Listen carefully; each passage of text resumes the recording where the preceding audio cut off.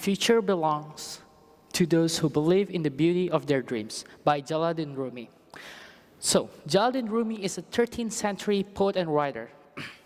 His work was mostly consisted of in the genre of romance and people, talking about how the beauty of emotion and how the unique is our personality. I discovered Rumi in mid-2007, about 11 years from now, which after I read a book called Ikhtisar Sejarah Sastra Indonesia, or in English, it means the history of Indonesian language development. The book was really mesmerized and intrigued me, and believe it or not, Rumi's name was mentioned quite a lot in the book. And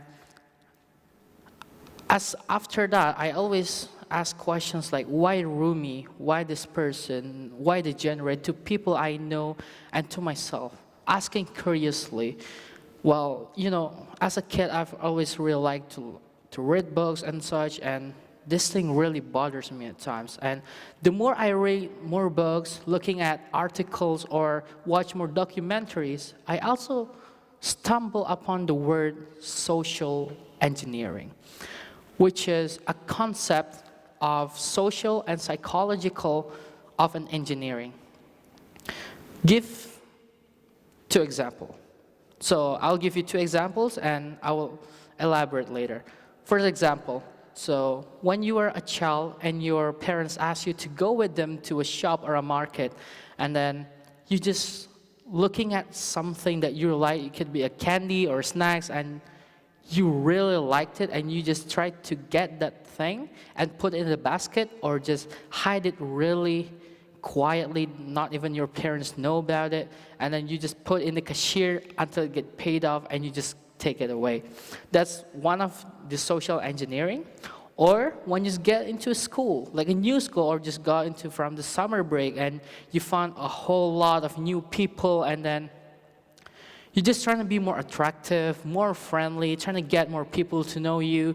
That's also one of the example of social engineering. Because social engineering is a study or a concept that working on the human cognitive development, or how our brain develop as we face a situation or people. But the thing is, the more I talk with my friends, not just in school, but also in my Indonesian embassy or badminton team outside of school, people barely recognize this thing so-called social engineering. That to the point people were like, what is this thing? And it actually makes me sad, because if we can utilize social engineering to an extent that we can use this to break the fourth wall, or we can create a better outcome of our decision, then it's surely a good thing, right? I don't know if you know this, but this movie called Yes Man by Jim Carrey, it was published in 2008, about 10 years ago from now. This movie is about a character played by Jim Carrey who, have a normal life, and he wasn't really satisfied with his life, and he's trying to break the fourth wall, but he doesn't know how to do it. Later, his friend asked him to go to a seminar with him. And in the seminar, he found out about one little thing that changed his whole life, which is start with a yes. So basically, every time this character are faced with an option, offer, or a questions, which requires to answer yes or no, he has to answer it with yes. And every time he answered with yes, his life is changing constantly, getting into a better place, up to the point that he get a lover, which he really wanted since the start.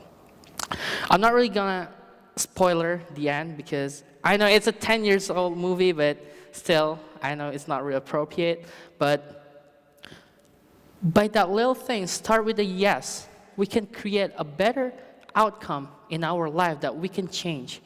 And this is where also social engineering comes in hand, because those little things also consider as social engineering, and it is really important for us to get that little things, that key that we needed in order to break the wall or break the barrier that we're trying to find. I'm sure you guys have heard this phrase all the time, no matter what are the situation. Nothing is impossible. And just let me go back to Rumi's quote for a while, and if I were to paraphrase the quote, I would say, the future only belongs for those that wants to work hard and believe in their dreams. And by saying nothing's impossible, we can also create a new sentence that nothing's impossible if you believe in your dreams and work harder together. Because by working hand in hand with social engineering and working hard towards that level that you've tried to find, you can shape your own future. Because the millennials now are always stuck in the point of, okay, I'm just gonna finish school, I'm going to university and done, and work, finish. And when you get stuck, you're just gonna say, I don't know, this is the end. Like, I don't know what to do, because that's not it. Life is not about going to university, work, and done. There are experiences that needs to be experienced. There are few places that you need to visit. And those are really important for us, important for our future, because if we not shape our future, then who else? That's why nothing's impossible if you want to work hard and believe in your dreams.